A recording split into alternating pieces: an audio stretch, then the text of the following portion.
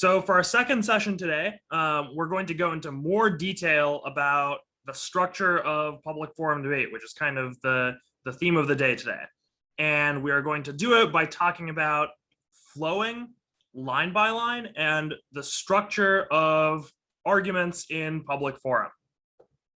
So before we get into that, I want to do a quick recap. So before we get into the details, I want to make sure everyone understands the pro and con burdens of proof and disproof.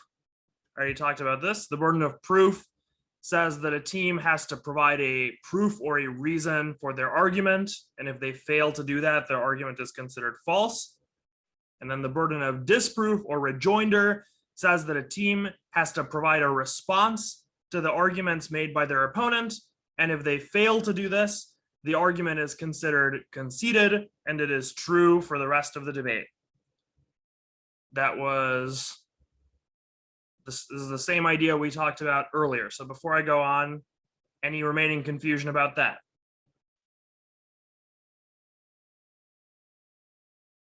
Okay. Structure of a public forum debate.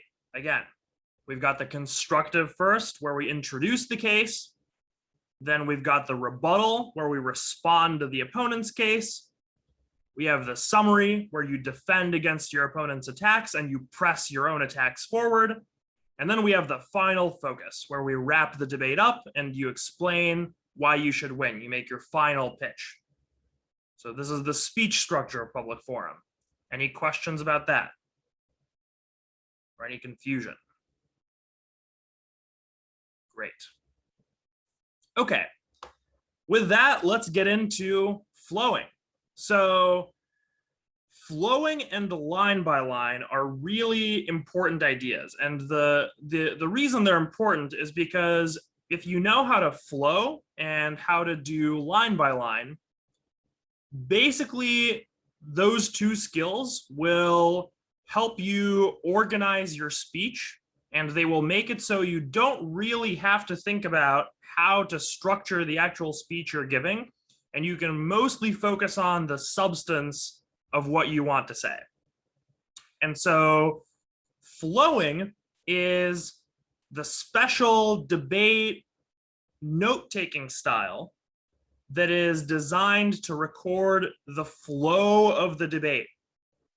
What do I mean by record the flow of the debate? So we will see this in practice when we do an example of this in a little bit. But the idea of recording the flow of the debate is that you don't just want to write down what is being said by the debaters. So it's very easy to take notes like that. All you have to do is listen to what the people are saying. You just type it up, and then you have this nice paragraph of what the other team said. The problem is that doesn't help you structure your speech. All it tells you is, here is the general idea of all of the different arguments our opponents brought up, right? It doesn't really tell us how to structure the speech.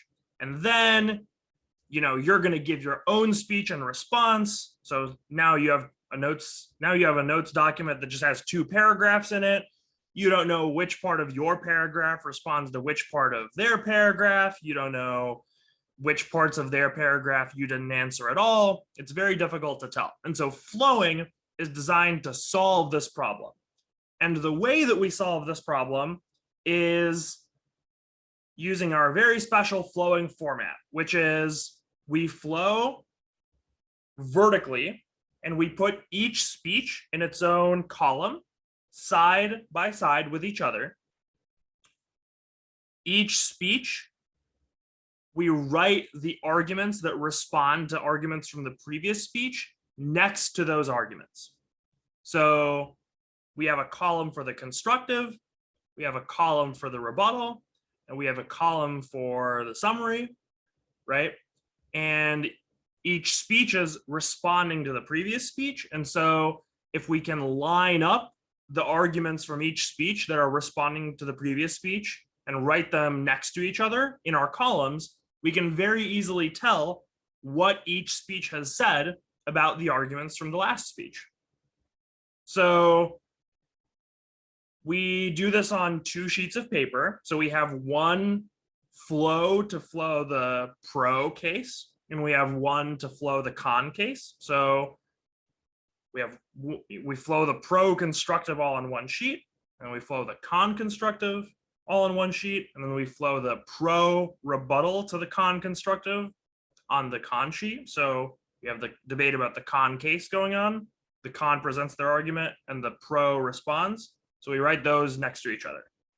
And then as the debate keeps going, we just keep adding columns until the debate is over.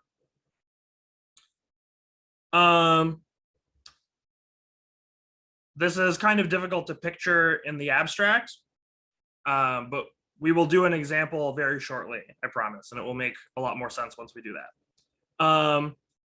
I will also mention right now, but you will see why this is important later, but we need to also leave space between our arguments when we're writing them down so that we have room to write down all of the responses next to them.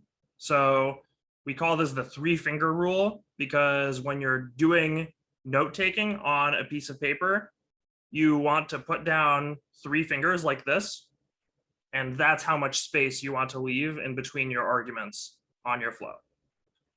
And then we also want to be using shorthand so that we have time to write down everything that our opponents are saying. Shorthand can be whatever you want. It can be acronyms, it can be abbreviations, it could be symbols. I will suggest some symbols for you in a little bit, but you can use whatever shorthand you want and whatever makes sense to you. Some of my students actually prefer to write in Chinese because they find that to be faster. That's totally fine. The most important thing is that you have some record on your piece of paper about what arguments are being said by the other team, and then you can respond to them. So why do we do it in such a weird and specialized way? The reason is that we use our flow to help us do line by line. So line by line is how we structure public forum speeches.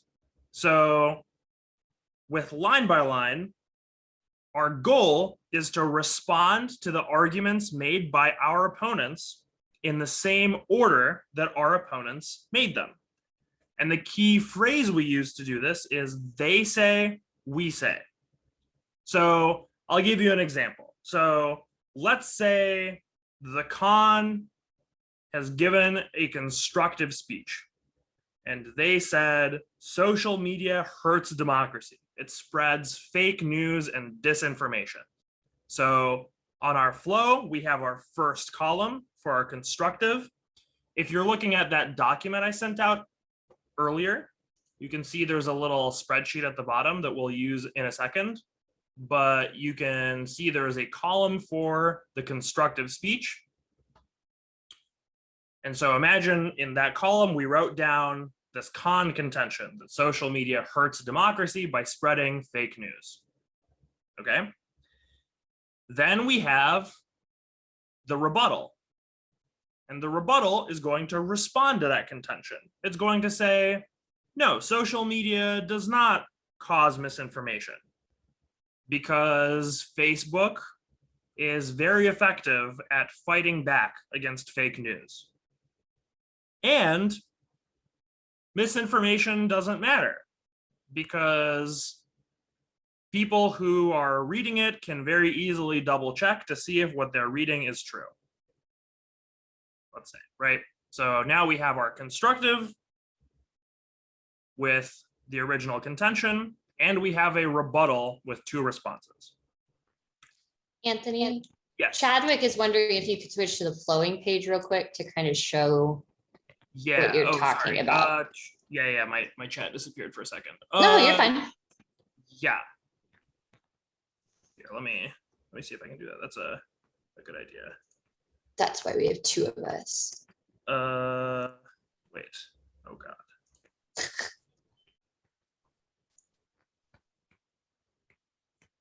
can do this. There we go.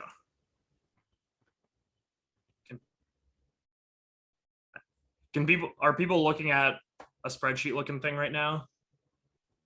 Yep, you're good. Yes, okay, perfect.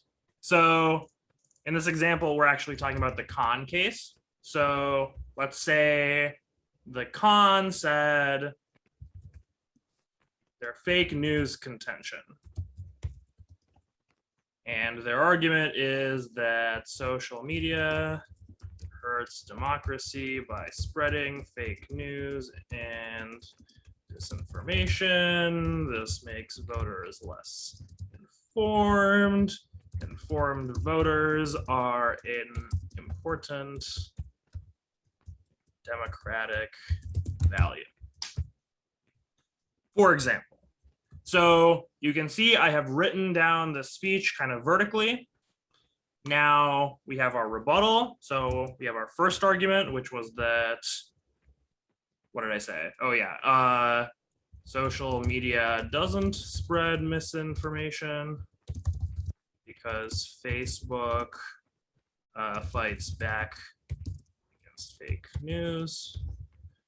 And we have misinformation doesn't matter because most voters check to see if what they are reading is true.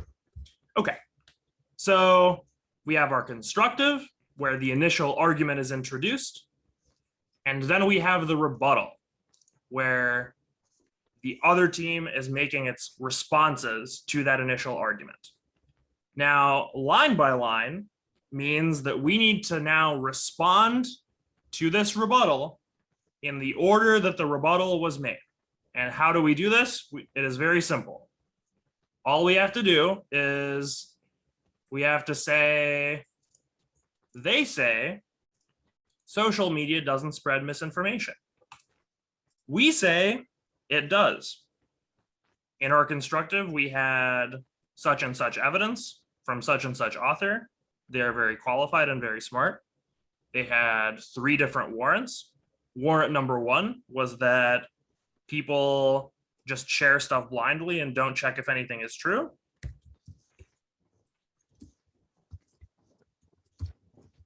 Warrant number 2 was that, I don't know, I'm just making this up as I go, but I don't know. Warrant number 2 can be Facebook's algorithm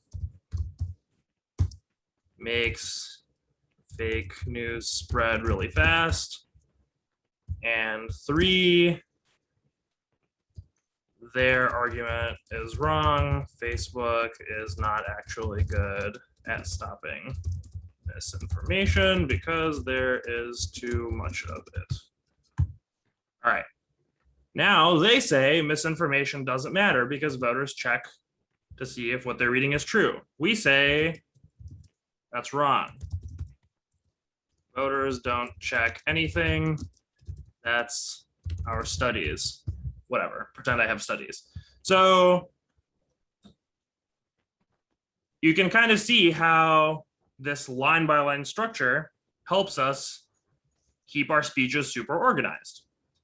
And if all of the debaters are doing this and all of the judges are doing this, it becomes very clear exactly what everybody is saying, and it helps everybody stay super organized.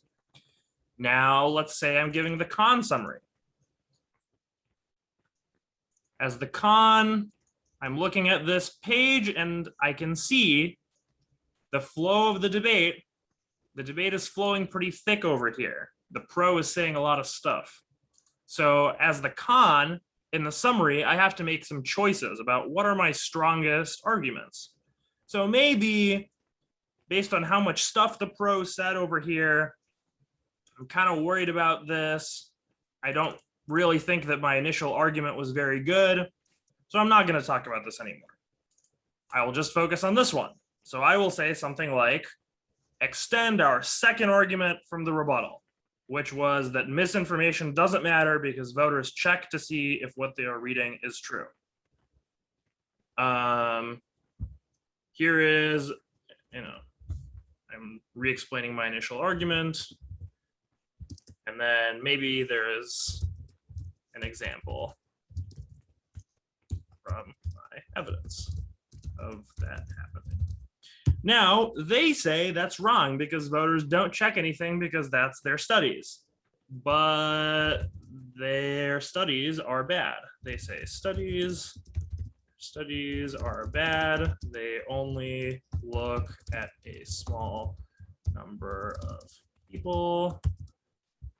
And they don't check if the people in their poll are actually people who ended up voting.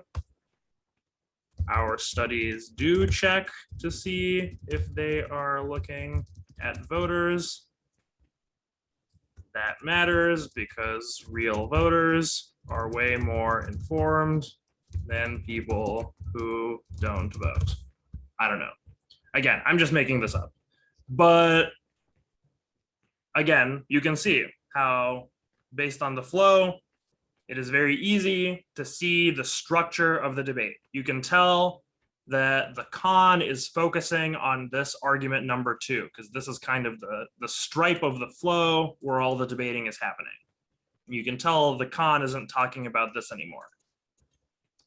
You can also tell if you look at the pro summary, the pro has said a lot of things about this argument. The pro has said less things about this argument. So maybe the pro is weaker in this section of the debate than in this section of the debate. Those are just some examples of useful information that you can get using this format of notes. But this format of notes reveals all sorts of stuff that is very helpful for you in terms of figuring out where the debate is going, where you can focus, where you're ahead, and where you are behind.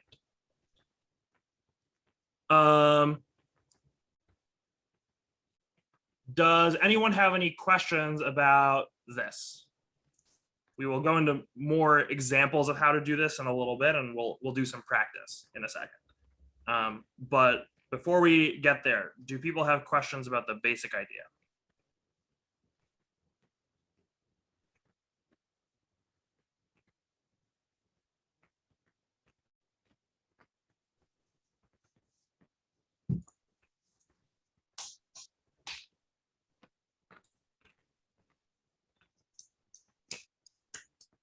No questions. Okay. Oh, question.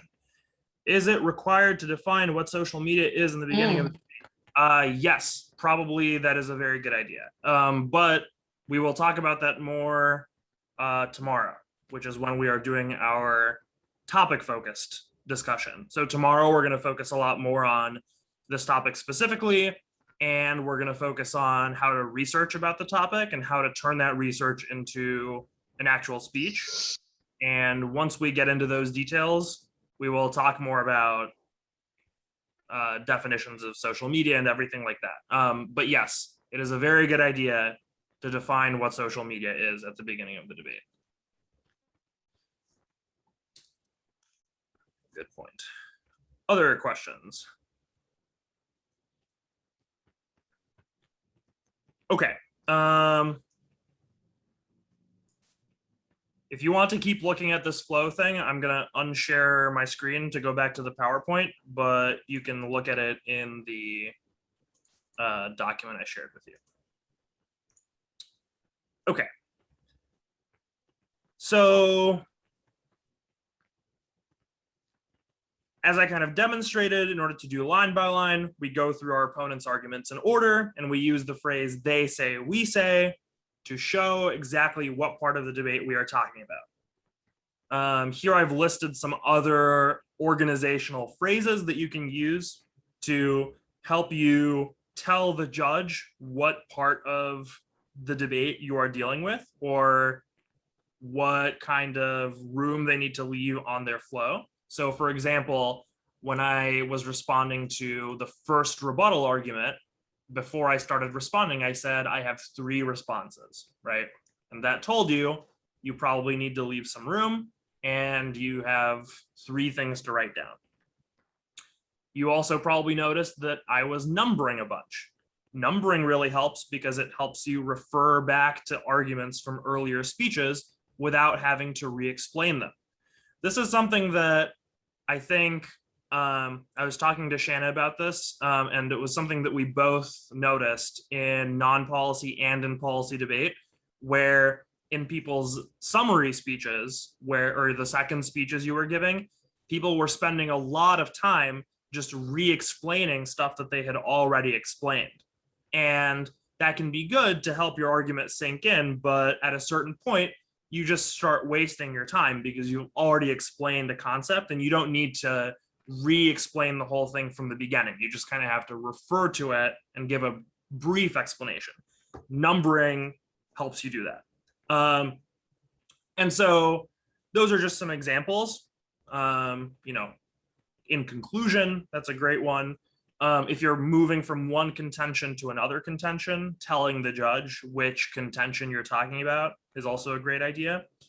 But on the whole, the big idea here is that if you use line by line and your opponent uses line by line and you have a good flow, your speech will be organized automatically and it becomes very difficult for you to miss an argument.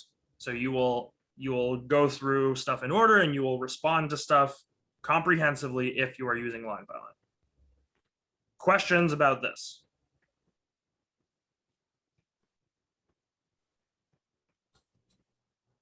Okay. When we are doing line by line, it is really helpful for us to use some kind of label to refer to our argument and to refer to our opponent's argument.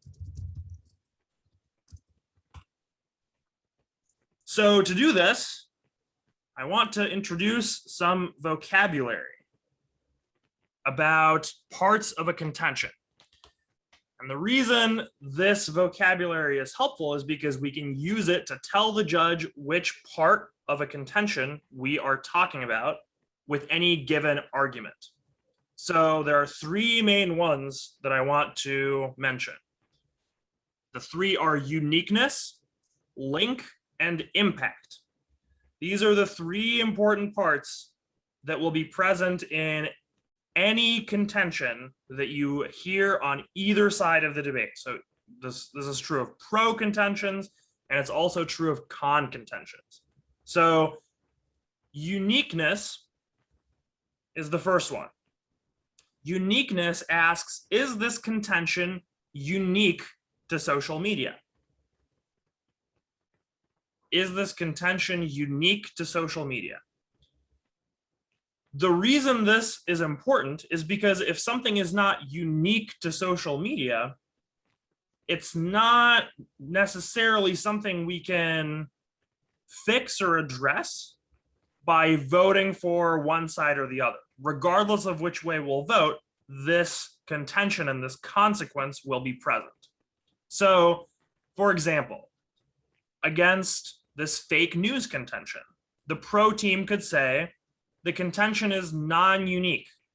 Even if there was no social media, there would still be fake news. Fake news predates social media by hundreds of years. It was just as popular. It was just as widespread before. Social media did not cause it to get bigger. Social media was not a unique source of fake news. So if social media is not a unique contributor to fake news, then fake news is not really a reason why social media would be harmful for democratic values. Does anyone have questions about uniqueness? I think this is the trickiest one.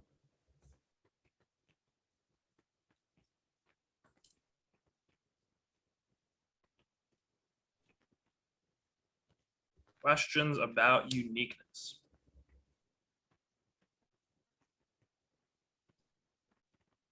No? Okay. And my suggested shorthand that I use for uniqueness is UQ, but again, you can feel free to use whatever shorthand you would like. So that's uniqueness. The second piece of every contention is the link or the solvency part.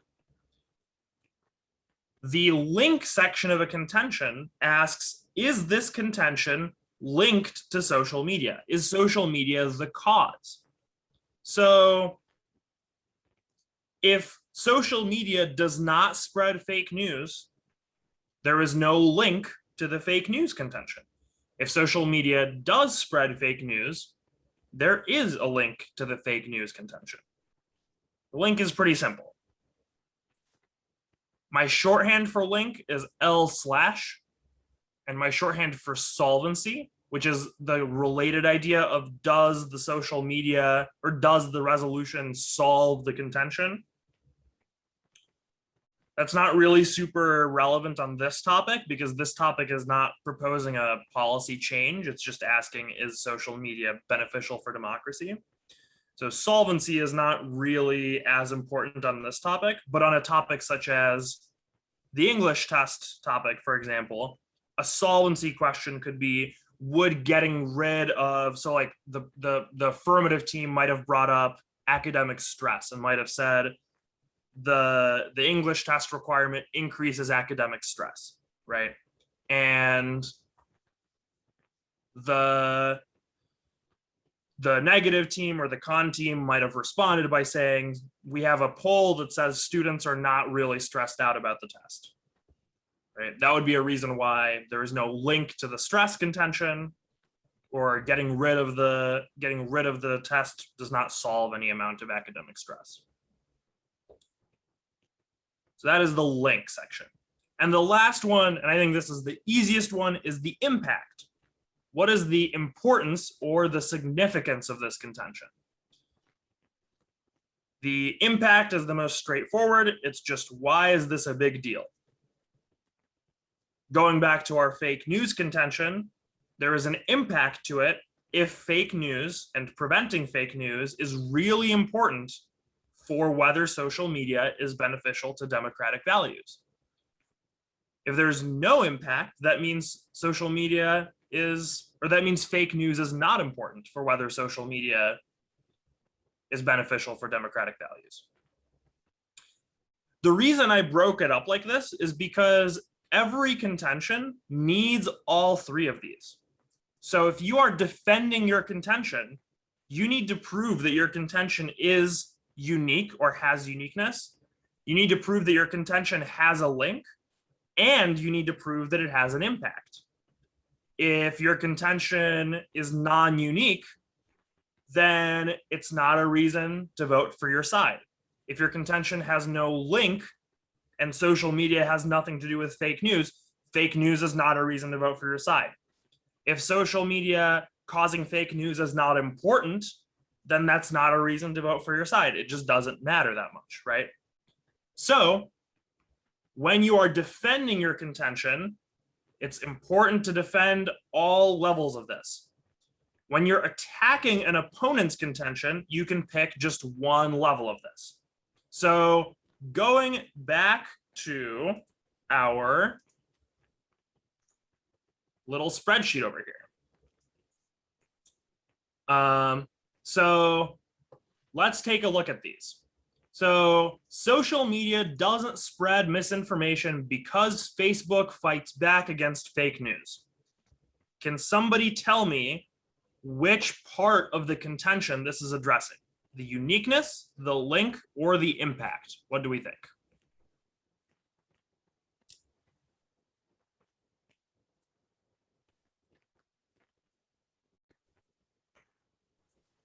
Is it link? It is the link, exactly. Good job, Alice. So yes, social media does not spread misinformation is a no link argument, because the link to the contention says social media does spread misinformation. So when we are labeling our arguments, it is really helpful to say something like this, because that tells the judge we are talking about the link to the contention. What is an impact? An impact? An impact is, oh, sorry, what's up? I mean, why is an impact? Like, why is it link instead of impact? Oh, so sometimes the lines will get blurry, but I think actually, so if you look at number 2, this is a little bit closer to what we would think of as a no impact argument. So, and you can see the difference, which is the link says social media causes misinformation or fake news. The impact says misinformation or fake news matters, right? So if you say no link, you're saying social media doesn't spread misinformation. If you're saying no impact, you're saying even if it does spread misinformation, that doesn't matter. Does that make sense? Yeah, a little. Kind of? Yeah. Think of it this way. So each of these different levels is separate from each other. And again, that's why I split it up like this. You can beat any one of these levels and still kind of beat the contention. So if you think about what the pro is doing in this rebuttal, they're attacking the link because they're saying Facebook just doesn't spread fake news, right?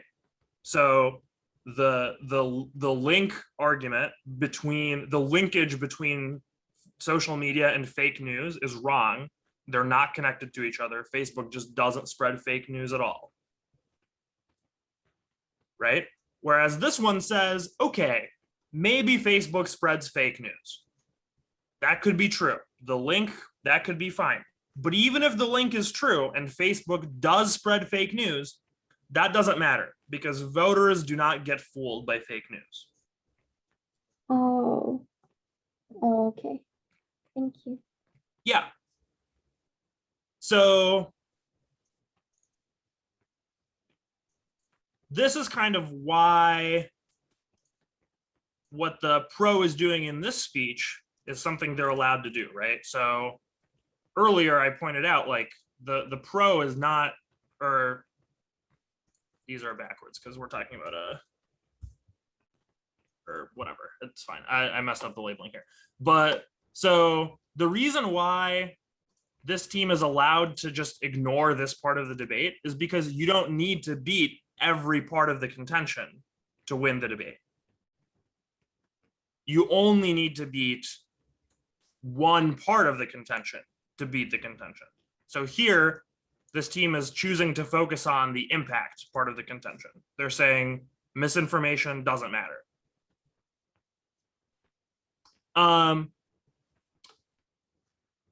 While we are back here, so earlier I mentioned the 3-finger rule, and I said it was kind of hard to picture why it was important to leave space like this. This is why. So you can see I left a bunch of space between arguments 1 and 2.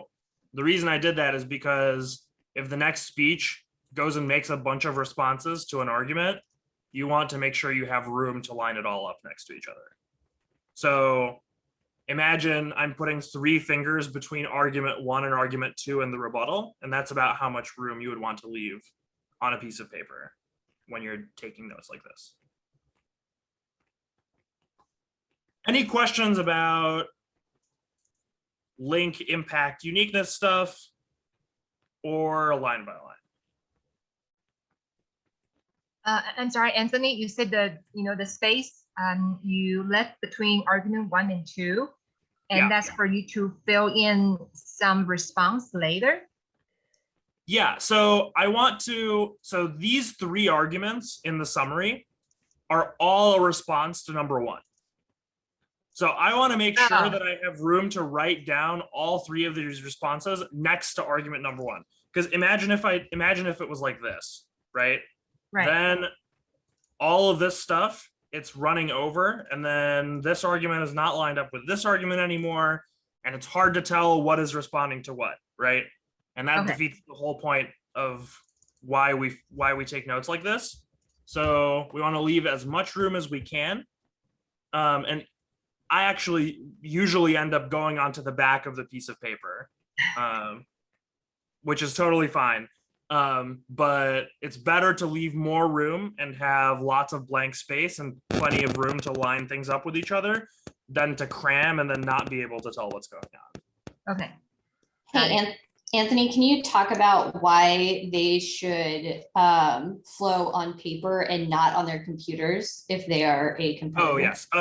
Yeah, I'm illustrating this on the computer only because, you know, the Zoom, it's much easier to show you what's going on, but you should flow on paper. And the reason is that the reason I am able to do this and juggle things and simultaneously take notes and be on a Zoom call and like potentially be looking at evidence is because I have 3 monitors, and you will not have 3 monitors when you're debating. It's much easier to just have your notes on a piece of paper. And if you get better at practicing that, that will give you much more information. The other benefit to doing it on paper instead of on the computer is, I'm sure you all have probably, for those of you who are students, you've probably heard this from teachers before, but it bears repeating because it's true that you actually do retain information better and you remember things better if you write it down on a piece of paper than if you type it up.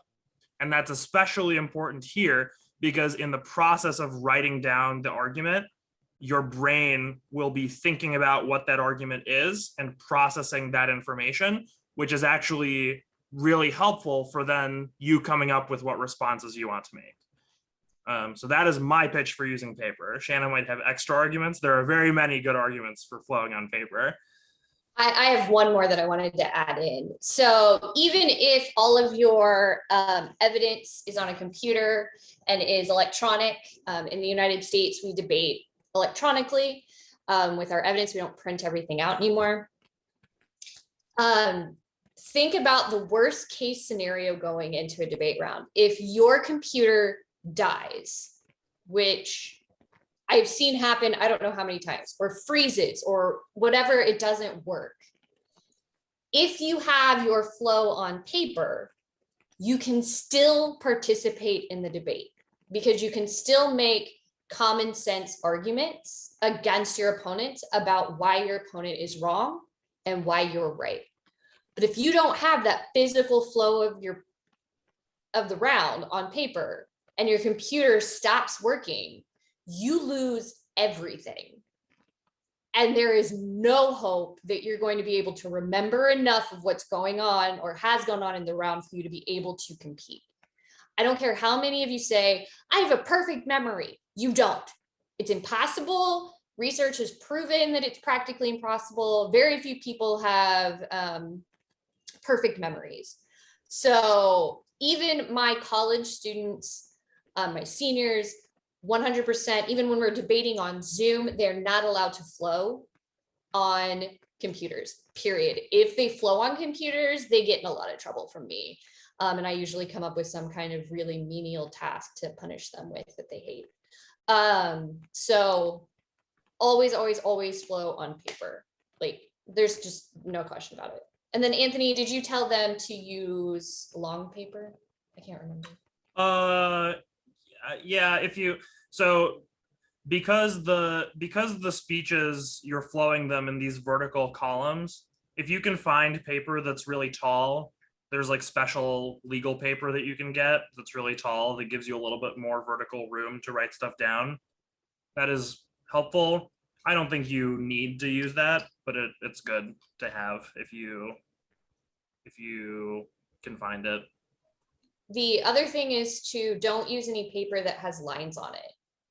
Make sure it's printer paper and it's just plain paper. There's no lines on it. That way, if you draw any lines, you don't lose them on accident or get them confused with lines that were pre-printed on the paper. And then always use 2 different colors for each side. So all the pro speeches should be one color and all the con speeches should be another color so that visually you can see it very quickly on who is saying what. And it's just easier on your brain. So yes, that's my 2 cents. Yes, Charlotte. Okay, yeah, my question's about that uniqueness argument. Earlier you said that, for example, the pro has to prove social media does lead to fake news and disinformation. And if the count says no, it has been existing for ages. But can the pro come back and say, however, social media does make it a lot worse? And if they respond like that, can that point still hold? Yeah, so that response is, if you phrase it differently, that response is saying there is something unique about social media that makes it worse than everything else. If there's something unique about social media that makes it worse, you're good. That's the idea of uniqueness. Okay. It's weird with this resolution. Uniqueness is, I think, easier to think about with resolutions that, again, advocate a change to something. So let me use an example of last year's policy debate topic, which was that gender designate, like, I forgot what the wording of it was, but like transgender identification on federal, on like government IDs should be legalized. So uniqueness in that context would be there is some unique benefit or some unique downside to that policy change that is good or bad. So a unique benefit of this policy change might be human dignity. It is important to have people self-express through their piece of identification documentation. That is an important element of how people present themselves publicly, and it is degrading to human dignity when you are forced to present yourself in a way that you do not identify with. So legalizing the ability to present yourself as you want is good. So the uniqueness argument there is that the lack of legalization is not solving human dignity. So the status quo, right, what's happening right now, that Latin term, the status quo is bad for human dignity, and voting for the affirmative would be good for human dignity. So the human dignity benefit is unique to the affirmative side, right? An example, and then that's, if you think about it, this is actually kind of the role that counterplans play too. So counterplans are not a thing in public forum debate, but for those of you who are coming from policy debate where you are allowed to run an unconditional counterplan, the unconditional counterplan actually is making a uniqueness argument. What it's saying is the benefit of human dignity is not unique to the pro side of the resolution. You can solve human dignity by simply abolishing gender designation on ID documents altogether. I think this counterplan was fairly popular, but what that counterplan says is the human dignity benefit is not unique to legalization. You can also achieve it without voting for the affirmative by voting for the counterplan. So all of those are different flavors of uniqueness arguments. So hopefully that made it a little bit clear. And again, it's weird with this topic because we're not really advocating a change. So it's a little more complicated, but there's still that element, which is your argument unique to your side? Okay, thank you, Anthony. Yep. Any other questions?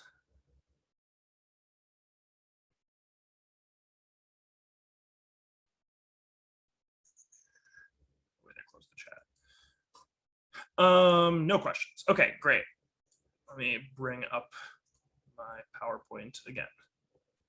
Okay. We already talked about this, I believe. Yes. Okay.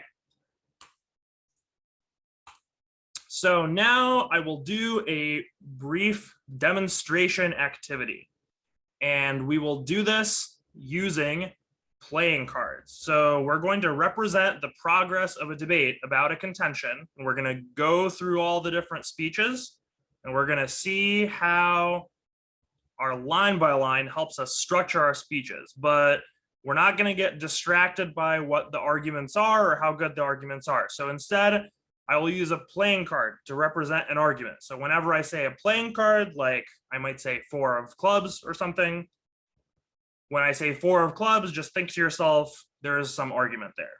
Okay?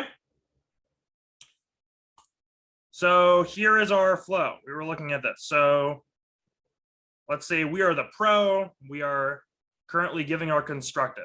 So to label our speech, we want to say contention 1 is the king of hearts. All right, so should I write down in my flow king of hearts? Should I write out like king of hearts? Does someone have a better idea for what I should write down?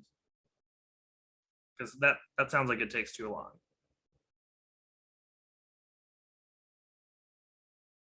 Because we got to use shorthand, remember. Anyone got an idea? How should we write down king of hearts? K-O-H, K-H, yeah. Reasonable suggestions. I picked K-H, but K-O-H is also reasonable. So K-H, contention 1 is the king of hearts. Obviously, you will have to write down more because a real argument will have more words in it, but I just want to hammer home. We got to use shorthand and abbreviations. Otherwise, we have no chance of writing down everything the other side said. Great. So KH. There are 2 social media addresses this issue for 2 reasons. And you can see on my flow, I wrote, it solves, there are 2 links. So remember, L/ is how I write down links. But again, that is up to you. The first link is 4 of hearts. So I wrote 1 for H. The second link is the 5 of diamonds. So I wrote 2, 5D. Then there are 2 impacts. The 2 impacts are the king of clubs and the ace of hearts. So we've got our constructive. We have floated straight down. We have used lots of shorthand and we've used lots of numbers and labels, but pretty straightforward so far. Once we have given our constructive, we have the rebuttal speech. So now imagine I'm the con, I'm responding to the pros case. So I'm using some language to show the judge what I am talking about first. So I'm saying we will now respond to their first contention, king of hearts. Now the judge knows we're talking about this part of the flow. Because remember, we're just focusing on this one part of the debate, but maybe there would be another contention too. So it's important to tell the judge what we're talking about. Our first response is no link, 6 of hearts. So I wrote N/L for no link, and then I wrote 6 of hearts, and then I numbered it. Our second response is no impact, 2 of spades. And our third response is no link, ace of spades. So again, we're labeling and we are using numbers to stay organized. Now, there's a bit of a problem with my flow. What do we think the problem with my flow is so far? There's no spaces. Yeah, there is no room.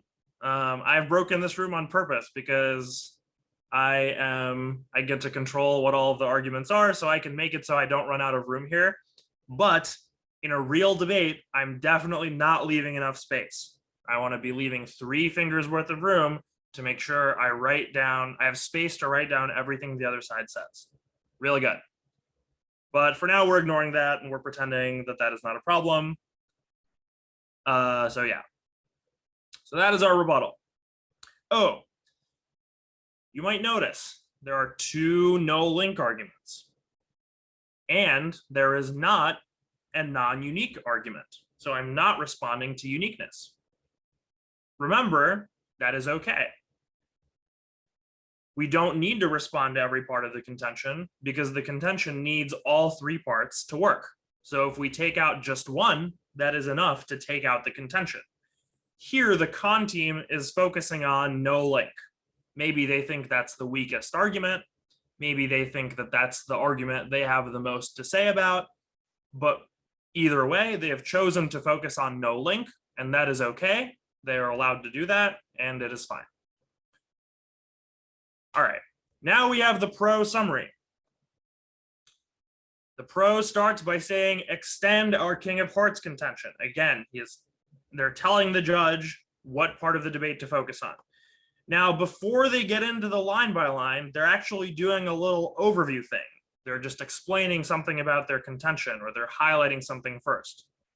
That's okay. Sometimes teams will give overviews and they will start their speeches by highlighting something important. That's why I left this little bit of room at the top. I recommend you also leave some room at the top in case a team tries to do this. So in this case, they have decided to say our Ace of Hearts impact. So that's this one. I don't know. Can you see my mouse? Yes, no, I don't know. Can you see my mouse moving around? Yes, okay, awesome. So yes, so they're extending their Ace of Hearts impact, which is this one. And they are saying that impact outweighs the con's contentions because of 9 of Hearts. 9 of Hearts is a new argument. Are they allowed to make this new argument? What do we think?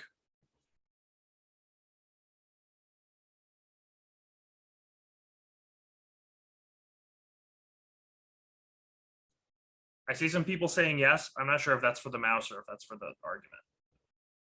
Give me a thumbs up if you think they're allowed to make this new argument, and give me a clap if you think they're not allowed to make this new argument.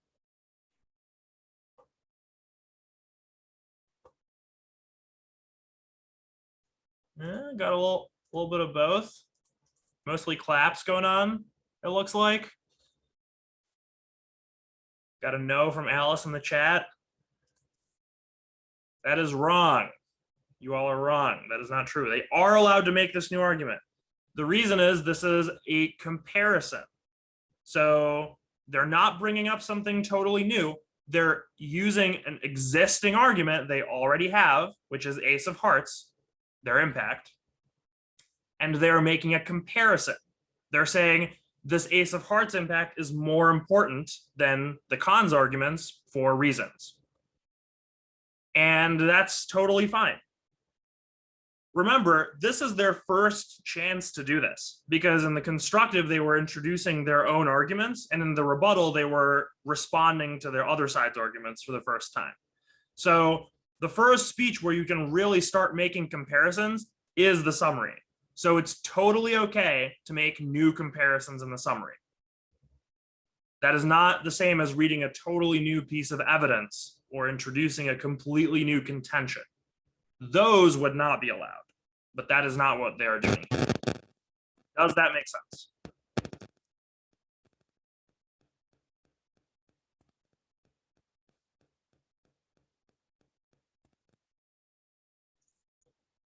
Okay, I will assume silence means yes, it does make sense. Okay. So we have our overview. Now, what are we doing next? All right. They say number 1, no link. First, extend our second link, which is 5D. So notice, they're using arguments from earlier, and they're applying them to respond to the rebuttal. So they already have a link argument. It's 5D. They're explaining why it disproves the con's response, which was 6H. Great. Second, Jack of Clubs. Oh gosh, we have another new argument that we haven't seen before. That's a response to 6H. Is this allowed? Give me a thumbs up if it's allowed and a clap if it's not allowed.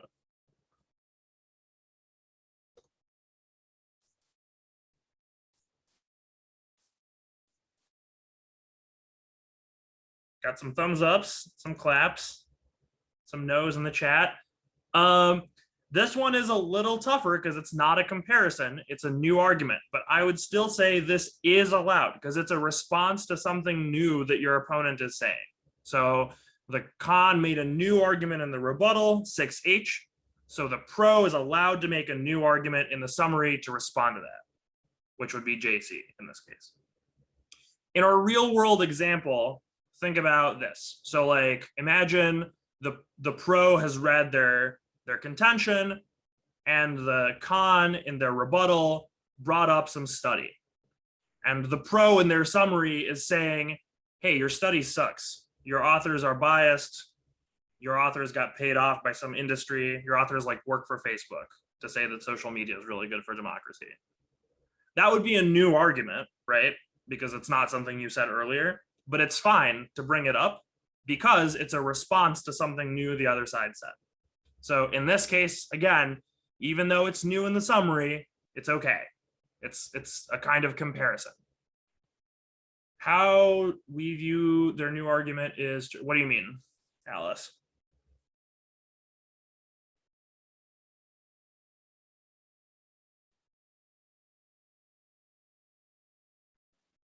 We want to check their new thing is right or wrong.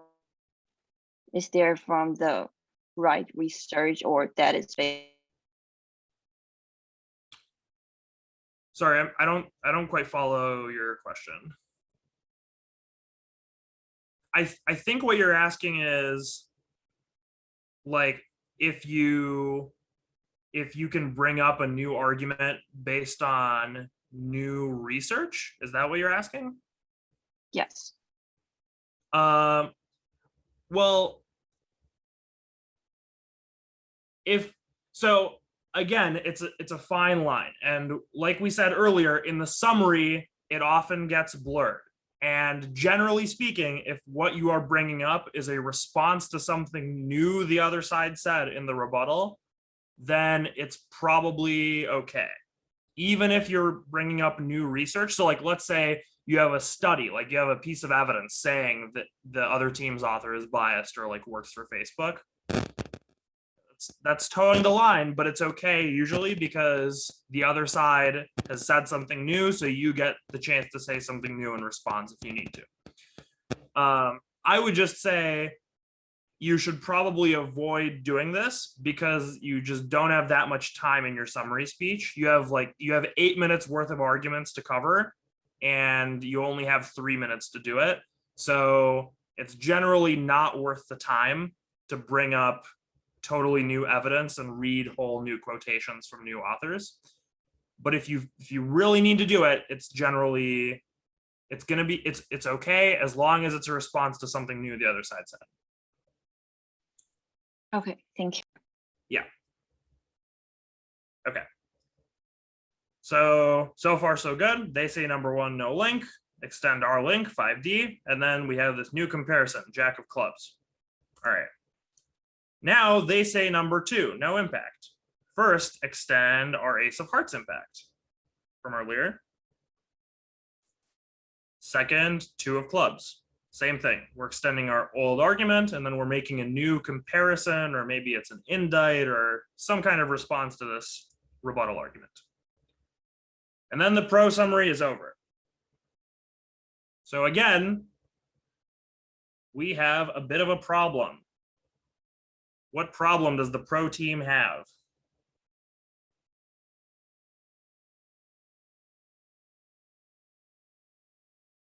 Not line in line. I think you are saying what I'm thinking, but I'm not sure. What do you mean by not line in line? Yeah, based on the flow chart, if they do not stay in the same line, then it's hard for you, to focus on which argument you're trying to refute. Oh, I see. So that is okay. The groupings are still pretty obvious, and that's actually going to be fine. This is actually better because if you can picture future speeches, so like the con summary is going to respond to 5D and JC separately. So it's actually good that we've split them up from each other, and they're both clearly next to this argument. So it's still pretty much lined up. So that is a good question, but that is not what I was looking for. This is actually, the flow is fine. We have an issue with the speech. What's the issue with the speech?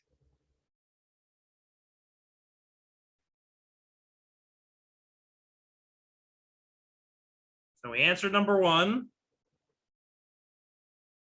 Then we had some answers to number 2.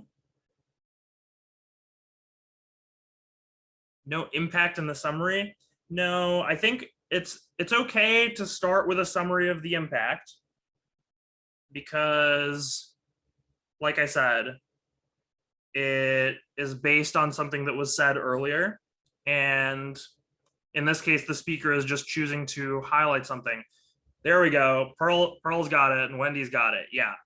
We have nothing about argument number 3, right? So this is the benefit of flowing. It's very visually obvious what is going on, right? And you can see, here's argument number 3 from the rebuttal. It was no link, ace of spades, whatever that is. And the pro in their summary just forgot to talk about it, which means they have failed their burden of rejoinder. In this case, they did not provide a response to the ace of spades argument. So the con summary should do something like this. They should stand up and be like, hey, you fool, go to their king of hearts contention. They made a mistake. They did not answer our third response, which was no link because of AS. You should extend it. They conceded it. So it's a true argument and they are not allowed to make new responses in the final focus. Boom. Easy, done, right? Because remember, the con only needs to take out one part of the contention and they're good to go. So this is one of the benefits of flowing. If you're lining everything up, you can very clearly see, oh, we got a speech with an argument here. There's nothing next to it. That means we're good to go. That argument was conceded. The other side has agreed it's true. You can just pull it through and we're good. So, but let's pretend for the sake of argument that the con is going to talk about something else, just because I also want to show you how to extend this argument. Oh yeah, so this is a good idea. So the con is not just extending the argument. They also have a new argument that explains why this takes out their whole contention. And again, that's kind of an example of comparison, or it's an example of explaining the impact of something. And that's fine, even though it's a newish argument. But again, so we'll pretend that some other stuff gets said just for the sake of explaining how this works, how you would extend an argument when something gets answered. So we're going in order. So if we're extending number 1, that's something the con would do first. So they would say, go to the king of hearts contention, extend our first response, which was no link because of 6 of hearts. They have 2 answers. First, they say 5D. We say ace of diamonds. Prefer our evidence because queen of spades. Again, new response. So we've got a new indite. And we have a piece of comparison, which is also new, but it's fine because it's a response to a new argument. Second, they say jack of clubs, but we say 9 of diamonds. Does this generally make sense? I know we've got a bunch of symbols that don't mean anything on this page, but hopefully in terms of the structure, this helped a little bit.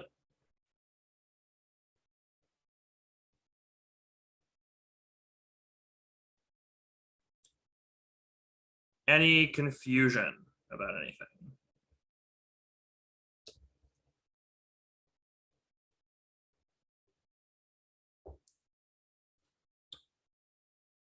Okay.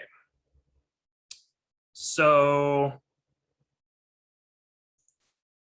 here is a handwritten version. So this is the same thing we just looked at. Here's what it would look like if we wrote it down on a piece of paper. Here's our king of hearts contention. It solves for 2 reasons. There are 2 links. Here they are. There are 2 impacts. Here they are. 3 responses. I broke Shanna's rule because I have lines on my thing because of the app I was using, and I do not know how to turn that off because I am not very good at technology. But you can see I'm drawing some arrows. So if you had arrows going on the lined piece of paper, that might get confusing. So that's kind of why you want to use a blank piece of paper if you can.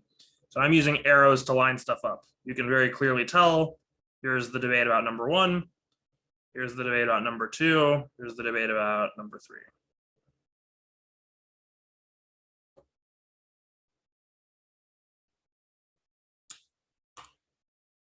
3. Before we split up, I want to briefly try this ourselves. So we've kind of traveled back in time. So the rebuttal has happened, and now let's put on our pro hats for a second and pretend like we are about to have to give a pro summary. So everyone take like 3 minutes and try to come up with how you could give a pro summary speech. And again, you don't have to use real arguments because we have no idea what these arguments are, but use some kind of playing cards that you make up and then try to come up with what you would say in the pro summary speech about this.